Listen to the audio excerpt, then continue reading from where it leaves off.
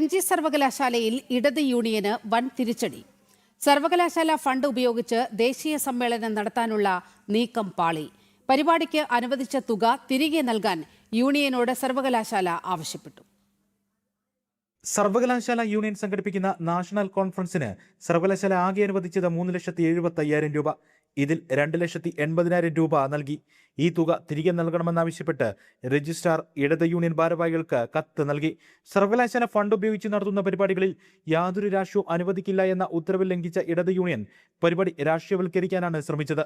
ഇതിനെതിരെ സെനറ്റ് അംഗം അരുൺ മോഹൻ ചാൻസലർക്ക് നൽകിയ പരാതിയിലാണ് നടപടി. രാഷ്ട്രീയപരമായ കാര്യങ്ങൾക്ക് വേണ്ടി UGC ഫണ്ട് ഉപയോഗിക്കുന്നതിന് സാധ്യമല്ല. അതുകൊണ്ട് നാഷണൽ കോൺഫറൻസിൻ്റെ മറയിൽ അവരവരുടെ രാഷ്ട്രീയം പ്രചരിപ്പിക്കാനുള്ള അവസരമായി മുമ്പ് പല ഘട്ടങ്ങളിലും SFI അതിനെ ഉപയോഗിച്ചിട്ടുണ്ട്. SFIയുടെ രാഷ്ട്രീയ പ്രചരണം UGC ഫണ്ട് ഉപയോഗിച്ച് നടത്തുന്ന കാര്യത്തിൽ മാത്രമാണ് അതൃപ്തി. പരിപാടിയുടെ പ്രചരണ പോസ്റ്ററുകളെല്ലാം CJP പ്രക്ഷോഭത്തെ പിന്തുണച്ചുള്ളതായിരുന്നു. കേന്ദ്ര സർക്കാരിനെതിരെ വാചകങ്ങളും എഴുതി ചേർത്തു. രാഷ്ട്രീയ പ്രചരണം പാടില്ലെന്ന VC നിർദ്ദേശത്തെ വെല്ലുവിളിച്ച് സർവകലാശാല ക്യാമ്പസിനുള്ളിലും പരിപാടിയുടെ ഭാഗമായി രാഷ്ട്രീയ പ്രചരണ ബോർഡുകൾ SFIയും ഇടത് യൂണിയനും സ്ഥാപിച്ചു. ഇതോടെയാണ് വൈസ് ചാൻസലർ കടുത്ത നടപടികളിലേക്ക് തിരിഞ്ഞത്. ജനം, കോട്ടയം.